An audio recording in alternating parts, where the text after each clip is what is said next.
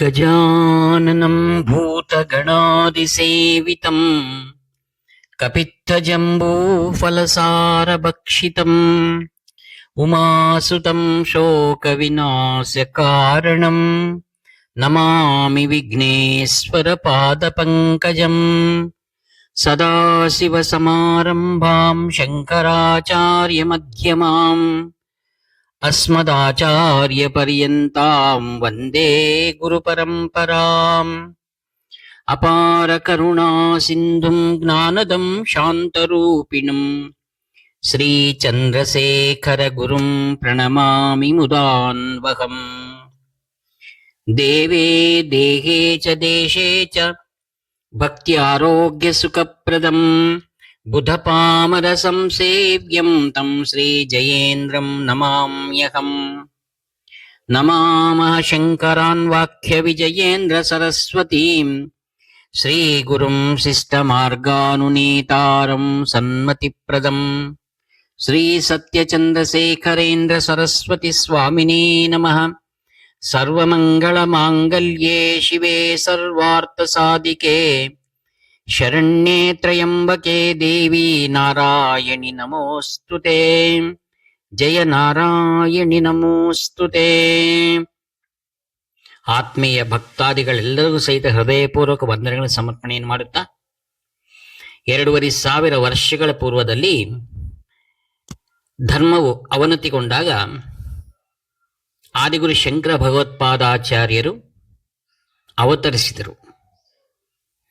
ಸಾಕ್ಷಾತ್ ಶಂಕರನ ಅವತಾರವಾಗಿರತಕ್ಕಂಥ ಆದಿಗುರು ಶಂಕರರು ಗುರು ಗೋವಿಂದ ಭಗವತ್ಪಾದರಿಂದ ಸನ್ಯಾಸ ಪರಿಗ್ರಹಣವನ್ನು ಮಾಡಿ ಈ ಒಂದು ಪರಮ ಪವಿತ್ರವಾದ ಭರತವರ್ಷವನ್ನೆಲ್ಲವನ್ನೂ ಸಹಿತ 3 ಸಲ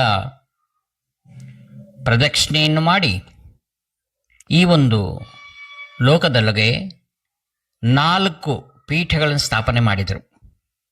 ನಂತರ ಪರಮ ಪವಿತ್ರವಾಗಿರತಕ್ಕಂಥ ಕಾಂಚಿ ದಿವ್ಯ ಕ್ಷೇತ್ರದಲ್ಲಿ ಕಾಂಚಿ ಕಾಮಕೋಟಿ ಪೀಠ ಎನ್ನುವುದನ್ನು ಸ್ಥಾಪನೆ ಮಾಡಿದ್ದಾರೆ. ಆದಿಗುರು ಶಂಕರ ಭಗವತ್ಪಾದಾಚಾರ್ಯರ ಈ ಪರಂಪರೆಯಲ್ಲಿ ಈಗ 71 ಪೀಠಾಧಿಪತಿಗಳು ಅವಿಚ್ಛಿನ್ನವಾಗಿ ಈ ಒಂದು ಪೀಠವನ್ನು ಅಲಂಕರಿಸಿದ್ದಾರೆ. ಅದರಲ್ಲಿ 68ನೇ ಪೀಠಾಧಿಪತಿಗಳಾದ ಶ್ರೀ ಶ್ರೀ ಶ್ರೀ ಚಂದ್ರಶೇಖರೇಂದ್ರ ಸರಸ್ವತಿ ಮಹಾಸ್ವಾಮಿಗಳವರು. ಇವರು ನಡೆಯಾಡು ದೈವ ಎಂದು ಕರೀತಾರೆ. ಇವರು ಕೇವಲ ಬಾಲ್ಯದಲ್ಲಿಯೇ ಪೀಠಾರೋಹಣೆಯನ್ನು ಮಾಡಿ ಸಂಪೂರ್ಣವಾದ 100 ವರ್ಷಗಳು ಜೀವಿಸಿ ಸಕಲವಾಗಿರತಕ್ಕಂಥ ವೇದ ಧರ್ಮದ ಪ್ರತಿಷ್ಠಾಪನೆಗಾಗಿ ಕೊನೆಯವರೆಗೂ ಅವರು ಪ್ರಯತ್ನ ಮಾಡಿ ಅದರಲ್ಲಿ ದಿಗ್ವಿಜಯವನ್ನು ಹೊಂದಿದ್ದಾರೆ. ಅವರ ಲೀಲೆಗಳು ಅದ್ಭುತವಾದದ್ದು. ಅಂತಹ ಒಂದು ಕೆಲವು ಲೀಲೆಗಳನ್ನು ನಾವು ಶ್ರವಣವನ್ನು ಮಾಡುವುದರಿಂದ ಕಾರ್ತೀಕ ಮಾಸದಲ್ಲಿ ಮಹಾತ್ಮರ ದಿವ್ಯ ಸ್ಮರಣೆ ಅನಂತವಾಗಿರತಕ್ಕಂತಹ ಪುಣ್ಯ ಫಲವನ್ನು ನೀಡುತ್ತೆ. ಕಾಂಚಿ ಪರಮಾಚಾರ್ಯರು ಕಾಂಚಿ ಮಠದಲ್ಲಿರಬೇಕಾದರೆ ತಂಜಾವೂರದಿಂದ ಕೆಲವು ಭಕ್ತ ವೃಂದರು ಬಂದು ಶ್ರೀಗಳ ದರ್ಶನ ಮಾಡ್ತಾರೆ. ಆಗ ಒಬ್ಬ ಭಕ್ತನು ಕೇಳ್ತಾನೆ, ಸ್ವಾಮಿ, ಮುಂದೆ ಕಾರ್ತೀಕ ಮಾಸ ಬರ್ತಾ ಇದೆ, ನಾನು ಯಾವ ವ್ರತವನ್ನು ಯಾವ ಪೂಜೆಯನ್ನು ಮಾಡುವುದರಿಂದ ಲೋಕಕ್ಷೇಮವಾಗುತ್ತೋ ಅಂತ ಅದನ್ನು ತಿಳಿಸ್ಬೇಕು ಅಂತ ಕೇಳ್ತಾನೆ. ಆವಾಗ ಶ್ರೀಗಳು ಮಂದಹಾಸದಿಂದ ಹೇಳ್ತಾರೆ, ಕಾರ್ತೀಕ ಮಾಸ ಪರಮಶಿವನಿಗೆ ಅತ್ಯಂತ ಶ್ರೇಷ್ಠವಾದ್ದು. ನೀವು ನಿಮ್ಮ ಗ್ರಾಮದಲ್ಲಿ 11 ಋತ್ವಿಜರನ್ನು ಕರೆಯಿಸಿ ಮಹಾನ್ಯಾಸಪೂರ್ವಕ ರುದ್ರಾಭಿಷೇಕವನ್ನು ನಡೆಸಿ, ಅದು ಲೋಕಕ್ಷೇಮ ಅಂತ ಹೇಳ್ತಾರೆ. ಆನಂದಪಟ್ಟು ತಮ್ಮ ಗ್ರಾಮಕ್ಕೆ ಹೋಗ್ಬಿಟ್ಟು ಆ ಯಜಮಾನನು ಬಹಳ ಭಕ್ತಿಯಿಂದ ಕಾರ್ಯಕ್ರಮಗಳನ್ನು ಪ್ರಾರಂಭ ಮಾಡ್ತಾನೆ. 11 ಋತ್ವಿಜರು ಬಂದಿದ್ದಾರೆ. 1000 ಜನ ಆ ಕಾರ್ಯಕ್ರಮ ವೀಕ್ಷಿಸಲಿಕ್ಕೆ ಒಂದು ದೇವಾಲಯದಲ್ಲಿ ಸೇರಿದ್ದಾರೆ. ವೇದ ಘೋಷವು ಮೊಳಗುತ್ತಾ ಇದೆ. ಅದರಲ್ಲಿ ವೆಂಕಟೇಶ ಭಟ್ರು ಅನ್ನುವಂಥವರೊಬ್ಬರು ವೃದ್ಧಾಪ್ಯದಲ್ಲಿದ್ದಾರೆ. 88 ವರ್ಷ ಅವರಿಗೆ. ವೇದಾಧ್ಯಯನವನ್ನು ಮಾಡಿ ಸದಾ ಸರ್ವದ ಎಲ್ಲರಿಂದಲೂ ಸಹಿತ ಹೆಸರನ್ನು ಪಡೆದಿರ್ತಕ್ಕಂಥವರು. ಆ ವೃದ್ಧಾಪ್ಯದಿಂದ ಅವರಿಗೆ ಅಲ್ಲಲ್ಲಿ ತೊದಲು ಉಂಟಾಗ್ತಾ ಇತ್ತು ಮಂತ್ರ ಹೇಳಬೇಕಾದ್ರೆ.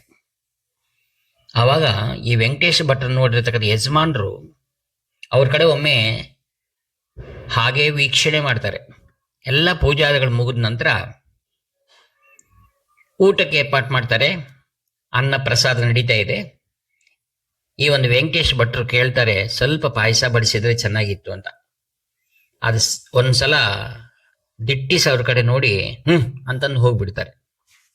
ಇದೆಲ್ಲ ಕಾರ್ಯಕ್ರಮ ಆದ ನಂತರ ಯಜಮಾನರು ಪ್ರಸಾದದಿಂದ ತೆಗೆದುಕೊಂಡು ಪ್ರತ್ಯೇಕವಾದ ವಾಹನದಲ್ಲಿ ಕಾಂಚಿ ಶ್ರೀಗಳನ್ನು ನೋಡ್ಲಿಕ್ಕೆ ಬರ್ತಾರೆ.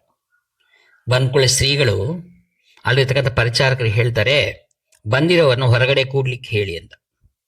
ಕೂತಿರ್ತಾರೆ. 1 ತಾಸಾಯಿತು, 2 ತಾಸಾಯಿತು, ಶ್ರೀಗಳು ಹೊರಗೆ ಬರಲಿಲ್ಲ. ಕಾರಣ ಏನಿರ್ಬೋದು? ನಾನು ಶ್ರೀಗಳ ಅನುಮತಿ ತೆಗೆದುಕೊಂಡು ತಾನೇ ಇಂಥ ಉತ್ತಮವಾದ ಕಾರ್ಯವನ್ನು ಮಾಡಿದ್ದೀನಿ ಅಂತ. ಬಹಳ ಸಮಯ ಆದ ನಂತರ ಶ್ರೀಗಳು ಹೊರಗಡೆ ಬರ್ತಾರೆ. ಬಂದ್ಬಿಟ್ಟು ಕೂಡ್ತಾರೆ, ಆ ಒಂದು ವೃಕ್ಷದ ಕೆಳಗೆ ಕೂಡ್ತಾರೆ. ಮಾತನಾಡ್ತಾ, ಏನು ಸಮಾಚಾರ, ಎಲ್ಲ ಕಾರ್ಯಕ್ರಮ ಮುಗಿಸ್ಕೊಂಡು ಬಂದಾಗಿದೆ? ಹೌದು ಗುರುಗಳೇ, ನೀವು ಹೇಳಿದ ಹಾಗೆ ಮಾಡಿದ್ದೀನಿ. ಹೌದೇ? 11 ಆ ವೆಂಕಟೇಶ್ ಭಟ್ರು ಬಂದಿದ್ರಾ ಅಂತ ಕೇಳ್ತಾರೆ. ಹೌದು ಬಂದಿದ್ರು. ಮತ್ತೆ ಎಲ್ಲರಿಗೂ ಎಷ್ಟು ದಕ್ಷಿಣೆ ಕೊಟ್ರಿ ನೀವು ಅಂತ ಹೇಳ್ತಾರೆ. ನಾವು ಎಲ್ಲರಿಗೂ ಸಹಿತ ಹೇಳಿದಾಗೆ 100 ರೂಪಾಯಿ ಕೊಟ್ಟಿದ್ದೀನಿ ಅಂತ ಹೇಳ್ತಾರೆ. ಹೌದೇ? ಮತ್ತೆ ವೆಂಕಟೇಶ್ ಭಟ್ರಿಗೆ ಅವ್ರಿಗೆ 3 ರೂಪಾಯಿ ಕಡಿಮೆ ಕೊಟ್ಟಿದ್ದೇನೆ. ಹೌದಾ? ಯಾಕೆ? ಅವ್ರು ಮೌನವಾಗಿ ಬಿಡ್ತಾರೆ. ಅಲ್ಲಿ ನಡೆದಿದ್ದು ಗುರುಗಳಿಗೆ ಹೇಗೆ ಗೊತ್ತಾಯ್ತದು? ಆಶ್ಚರ್ಯ ಅಲ್ವೇ? ಸ್ವಲ್ಪ ಹೊತ್ತಾದ್ಮೇಲೆ ಅವರು, ನೀವೇ ಸ್ವತಃ ಬಡಿಸಿದ್ದಾಗಿದೆ? ಹೌದು, ನಾನೇ ಸ್ವತಃ ಪ್ರಸಾದ ಎಲ್ಲರಿಗೂ ಬಡಿಸಿದ್ದೀನಿ. ಮತ್ತೆ ಅವ್ರಿಗೆ ಯಾಕೆ ಪ್ರಸಾದ 2ನೇ ಸಲ ಪಾಯಸ ಕೇಳಿದಾಗ ಅಂತ ನಿಲ್ಲಿಸ್ತಾರೆ. ಅವಾಗ ಗೊಳೋ ಅಂತ ಅಳ್ತಾರೆ, ನಂದು ಕ್ಷಮಿಸ್ಬೇಕು, ಪಾಪ ಅವ್ರು ಕೇಳಿದ್ರು ನಾನು ಹೇಳಲಿಲ್ಲ, ಹಾಕ್ಲಿಲ್ಲ ಅವರಿಗೆ ಪ್ರಸಾದ. ಅವ್ರ ಬಗ್ಗೆ ನಿನಗೆ ಗೊತ್ತಿದೆಯಾ? ಅವರು ಇಡೀ ಜೀವನ ಪರ್ಯಂತ 1000 ಸಲ ಮಹಾನ್ಯಾಸ ರುದ್ರವನ್ನು ಹೇಳಿರ್ತಕ್ಕಂಥ ಪಂಡಿತರು. ಅದು ವಯಸ್ಸಿನ ಒಂದು ಇದರಿಂದ ಅವರು ಸ್ವಲ್ಪ ಮೃದುವಾಗಿ ಹೇಳಿರ್ಬೋದು. ಅದಕ್ಕೆ ನೀವ್ಯಾಕೆ ಅವ್ರಿಗೆ ಅಷ್ಟು ಅಪಮಾನ ಮಾಡಿದಿರಿ ನೀವು? ನಮಗಿಲ್ಲೊಂದು ಪ್ರಶ್ನೆ ಬರುತ್ತೆ. ನಡೆದಿದ್ದು ತಂಜಾವೂರು ಜಿಲ್ಲೆ ಹತ್ರ, ಇಲ್ಲಿ ಗುರುಗಳೆಲ್ಲ ನಡೆದಿದ್ದನ್ನ ಯಥಾರೀತ ಹೇಳ್ತಾ ಇದ್ದಾರೆ. ಅದಕ್ಕೆ ಸರ್ವಜ್ಞರು ಅಂತ ಹೇಳ್ತಾರೆ ಗುರುಗಳಿಗೆ. ನಂತರ ಈಗ ಆ ಪ್ರಸಾದವನ್ನ ನೀವು ಇಲ್ಲೇ ಇಟ್ಬಿಟ್ಟು ನೀವು ನಿಮ್ಮ ಗ್ರಾಮಕ್ಕೆ ಹೋಗಿ, ಅಲ್ಲಿ ವೆಂಕಟೇಶ್ ಭಟ್ರು ಇರ್ತಾರಲ್ಲ, ಅವ್ರನ್ನ ನೀವು ಕ್ಷಮೆ ಕೇಳಿ ಅವರ ಆಶೀರ್ವಾದ ಪಡ್ಕೊಂಡು ಬನ್ನಿ, ಮುಂದೆ ನೋಡೋಣ ಅಂತ ಹೇಳ್ತಾರೆ. ವಿಧಿ ಇಲ್ಲದೆ ಮತ್ತೆ ಬಂದ ದಾರಿಗೆ ಸುಂಕವಿಲ್ಲ ಅಂತ ಹಾಗೆ ಹೋಗ್ಬಿಡ್ತಾರೆ. ಕಾರ್ನಲ್ಲಿ ಹೋಗಿ ನೋಡಿದ್ರೆ ಆ ವೆಂಕಟೇಶ್ ಭಟ್ರ ಮನೆ ಮುಂದೆ ಬಹಳಷ್ಟು ಜನ ಸೇರಿರ್ತಾರೆ. ಏನಿರ್ಬೋದು ಅಂತ ಏನಾಗಿದೆ ಗುರುತೆ? ವೆಂಕಟೇಶ್ ಭಟ್ರು ಈ ಇಹಲೋಕವನ್ನೇ ತ್ಯಜಿಸಿದ್ದಾರೆ. ಬಹಳ ದಿಗ್ಭ್ರಾಂತಿ ಆಯಿತು, ಆಶ್ಚರ್ಯವಾಯಿತು, ನಾನು ಎಂಥ ದೊಡ್ಡ ತಪ್ಪು ಮಾಡಿದ್ದೀನಿ ಅಂತ. ನಡೆದ ಸಮಾಚಾರ ಏನು ಗುರುತೆ? ಆ ಕುಟುಂಬದ ಸದಸ್ಯರು ಹೇಳಿದರು, ಒಬ್ಬರು ನಿಮ್ಮಲ್ಲಿಗೆ ಅವರು ರುದ್ರಾಭಿಷೇಕ ಮಾಡಲಿಕ್ಕೆ ಬಂದಿದ್ರಂತೆ, ನೀವು ಅವರಿಗೆ ಭಾಳ ಅಪಮಾನ ಮಾಡಿದಿರಂತೆ, ಅವರು ದುಃಖ ಪಟ್ಕೊಂಡು ಈ ರೀತಿಯಾಗಿ ಆಗಿದೆ ಅಂತ ಹೇಳಿದ ಕೂಡಲೇ ಅವ್ರಿಗೆ ತಲೆ ತಗ್ಗಿಸ್ಬಿಟ್ರು ಅವರು ಯಜಮಾನರು. ಇನ್ನು ಇದಕ್ಕೆ ಪಾಪಕ್ಕೆ ಪ್ರಾಯಶ್ಚಿತ್ವಿಲ್ಲ, ಏನು ಮಾಡಬೇಕು ಅಂತ ಮತ್ತೆ ಯಥಾ ರೀತಿಯಾಗಿ ಕಾಂಚಿ ಶ್ರೀಗಳ ಹತ್ರ ಬರ್ತಾರೆ. ಬಂದು ಪ್ರಾರ್ಥಿಸ್ತಾರೆ, ಸ್ವಾಮಿ ನಡೆದು ಹೋಗಿದೆ, ಏನು ಮಾಡೋದು, ನನ್ನ ಕ್ಷಮಿಸ್ಬಿಡಿ ಅಂತ. ಇಲ್ಲ, ನೀವೆಲ್ಲಿಗೆ ಹೋಗ್ಬೇಕಾಗಿದೆ ಗುರುತೆ? ಪರಮ ಪವಿತ್ರವಾದ ಕಾಶಿ ಕ್ಷೇತ್ರಕ್ಕೆ ಹೋಗ್ಬಿಡಿ. ಅಲ್ಲಿ ಕಾಶಿ ವಿಶ್ವನಾಥನ್ ನೀವು ಸೇವಿಸಿ, ಅಲ್ಲಿಯೇ ನೀವು ಪಶ್ಚಾತ್ತಾಪಟ್ಟು ಅವ್ರನ್ನೇ ಪ್ರಾರ್ಥಿಸಿ ಅಂತ ಹೇಳ್ತಾರೆ. ಅದಕ್ಕೆ ಹೇಳ್ತಾರೆ ಒಂದು ಮಾತಿದೆ, ಅನ್ಯಕ್ಷೇತ್ರೇ ಕೃತಂ ಪಾಪಂ ಪುಣ್ಯಕ್ಷೇತ್ರೇ ವಿನಶ್ಯತಿ, ಪುಣ್ಯಕ್ಷೇತ್ರೇ ಕೃತಂ ಪಾಪಂ ಕಾಶಿ ಕ್ಷೇತ್ರೇ ವಿನಶ್ಯತಿ, ಕಾಶಿ ಕ್ಷೇತ್ರೇ ಕೃತಂ ಪಾಪಂ ಕುಂಭಕೋಣೇನ ವಿನಶ್ಯತಿ, ಕುಂಭಕೋಣೇ ಕೃತಂ ಪಾಪಂ ಕುಂಭಕೋಣೇನ ವಿನಶ್ಯತಿ ಅಂತ. ನಾವು ಯಾವುದಾದ್ರೂ ಪವಿತ್ರವಾದ ದೇವಾಲಯ ಅಥವಾ ಕ್ಷೇತ್ರಗಳಲ್ಲಿ ಅಥವಾ ಯಾರ ಮಹಾತ್ಮನ ಅಪಮಾನವನ್ನು ಮಾಡಿದರೆ ನಾವು ಆ ಪಾಪ ಪರಿಹಾರಕ್ಕಾಗಿ ದಿವ್ಯವಾದ ಕಾಶಿ ಕ್ಷೇತ್ರಕ್ಕೆ ಹೋಗ್ಬೇಕು ಅಂತ ಶಾಸ್ತ್ರ ಹೇಳ್ತಾ ಇದೆ. ಅದಕ್ಕಾಗಿ ನಾವು ಯಾರಿಗೂ ಸಹಿತ ಹಿರಿಯರಿಗೆ ನಾವು ಅಪಮಾನವನ್ನು ಮಾಡಬಾರ್ದು. ಸರ್ವಸ್ಯ ಚಾಹಂ ಹೃದಯ ಸನ್ನಿವಿಷ್ಟೋ ಮತ್ತ ಸ್ಮೃತಿ ಜ್ಞಾನಂ ಅಪೋಹನಂಚ ವೇದೈಶ್ಚ ಸರ್ವಂ ಅಹಮೇವ ವೇದ್ಯೋ ವೇದಾಂತ ಕೃತ್ ವೇದ ವಿದೇವ ಚಾಹಂ. ಗೀತೆಯಲ್ಲಿ ಭಗವಂತ ಹೇಳ್ತಾನೆ, ನಾನು ಎಲ್ಲರಲ್ಲಿಯೂ ಸಹಿತ ವ್ಯಾಪಿಸಿಕೊಂಡಿದ್ದೇನೆ. ಯಾರಿಗೆ ನೀವು ಅಪಮಾನ ಅಥವಾ ಬಾಧೆ ಉಂಟು ಮಾಡಿದರೂ ಅದು ನನಗೇ ಉಂಟು ಮಾಡಿದ ಹಾಗೆ. ಅದಕ್ಕೆ ಭಗವಂತನು ಸರ್ವರಲ್ಲಿ ವ್ಯಾಪಿಸಿಕೊಂಡಿದ್ದಾನೆ. ಆತ್ಮೀಯರೇ, ಕಾರ್ತಿಕ ಮಾಸ ಬಹಳ ಶ್ರೇಷ್ಠವಾದ್ದು, ರುದ್ರಾಭಿಷೇಕ ಅತಿ ಶ್ರೇಷ್ಠವಾದ್ದು. ಆದರೆ ಇತರನ್ನೂ ಪ್ರೀತಿಸುವುದು ಅಂತ್ಯದಕ್ಕೆ ಶ್ರೇಷ್ಠವಾದದ್ದಾಗಿದೆ. ಈ ರೀತಿಯಾಗಿ ಜ್ಞಾನವನ್ನು ಪಡ್ಕೊಳ್ಳುವಂತಹ ಮಾರ್ಗ ಯಾವುದು? ಏಕೈಕ ಲಕ್ಷ್ಯ ಅಂದ್ರೆ ಗುರು ಸೇವೆ, ಗುರು ಕೃಪೆ. ಹರನು ಮುನಿದರು ಗುರು ಕಾಯುವನು, ಗುರು ಮುನಿದರೆ ಕಾಯುವರಿಲ್ಲವೋ ಅಂತ ಹೇಳಿದೆ ಶಾಸ್ತ್ರ. ಆದ್ಮೇಲೆ ಆಚಾರ್ಯರು ಒಮ್ಮೆ ತಮಿಳುನಾಡು ಪ್ರಾಂತದಲ್ಲಿ ಒಮ್ಮೆ ಸಂಚಾರವನ್ನು ಮಾಡ್ತಾ ಇರ್ತಾರೆ. ಅವರು ಪ್ರಾತಃ ಕಾಲದಲ್ಲಿ ಮಹಾ ತ್ರಿಪುರ ಸುಂದರ ಸಮೇತ ಶ್ರೀ ಚಂದ್ರಮೌಳೇಶ್ವರ ಪೂಜೆಯನ್ನು ಮುಗಿಸಿ ಪರಿಸರದಲ್ಲಿರತಕ್ಕಂಥ ಎಲ್ಲ ಹಳ್ಳಿಗಳಿಗೆ ಹೋಗ್ಬಿಟ್ಟು ಜನರಿಗೆ ದರ್ಶನ, ಆಶೀರ್ವಾದಗಳನ್ನು ಮಾಡ್ತಾ ಇದ್ರು. ಈ ರೀತಿ ಇರಬೇಕಾದ್ರೆ ಒಮ್ಮೆ ಒಂದು ಹಳ್ಳಿ ಹೋಗಿರ್ತಾರೆ. ಅಲ್ಲಿ ಒಬ್ಬ ಯಜಮಾನರು, ಅವರು ಬಹಳ ಹಿರಿಯರಿದ್ದಾರೆ, ಶ್ರೀಮಂತರಿದ್ದಾರೆ. ಎಲ್ಲರೂ ಹಳ್ಳಿ ಜನ ಶ್ರೀ ಗುರುಗಳನ್ನ ದರ್ಶನ ಮಾಡ್ಲಿಕ್ಕೆ ಬಂದಾಗ ಅವ್ರು ಬಂದ ಕೂಡಲೇ ಯಜಮಾನರು ಬರ್ತಾರೆ. ಬಂದು ಶ್ರೀಗಳಿಗೆ ಸಾಷ್ಟಾಂಗ ನಮಸ್ಕಾರವನ್ನು ಮಾಡಿ ಫಲಗಳನ್ನೆಲ್ಲ ಅರ್ಪಣೆ ಮಾಡ್ತಾರೆ. ಅವಾಗ ಗುರುಗಳು ಅವ್ರ ಕಡೆ ನೋಡ್ತಾ, ನೀನು ಆನಂದವಾಗಿದೆಯಾ, ಕ್ಷೇಮವಾಗಿದೆಯಾ, ಮಕ್ಕಳಿನ ಮಾತು ಕೇಳ್ತಾ ಇದ್ದಾರಾ, ಹೇಗಿದೆ ಅಂತ ಕೇಳ್ತಾರೆ. ಅವ ಒಮ್ಮೆಲೆ ರೋದನ ಮಾಡಿಬಿಡ್ತಾನೆ. ಯಾಕಂಗೆ ಅಳ್ತಾ ಇವೆ, ಏನಾಗಿದೆ ಅಂತ. ಗುರುಗಳೇ ಏನು ಹೇಳಿ, ನನ್ನ ಮಾತು ಮನೆಯಲ್ಲಿ ನಡೀತಾ ಇತ್ತು, ನಾನಿದೆಲ್ಲ ಆಸ್ತಿಯೆಲ್ಲ ನಾನೇ ಮಾಡಿದ್ದೇನೆ. ಈಗ ನನಗೆ ಮನೆಯಲ್ಲಿಯೇ ಶಾಂತಿ ಇಲ್ಲ. ಎಲ್ಲ ದೇವಸ್ಥಾನಗಳು ಹೋಗಿ ಬಂದಿದ್ದೀನಿ, ಎಲ್ಲ ತೀರ್ಥಕ್ಷೇತ್ರಗಳು ತಿರುಗಾಡಿ ಬಂದಿದ್ದೀನಿ. ಆದರೂ ನನ್ನ ಮನಸ್ಸಿನ ವೇದನೆ ದೂರವಾಗ್ತಾ ಇಲ್ಲ.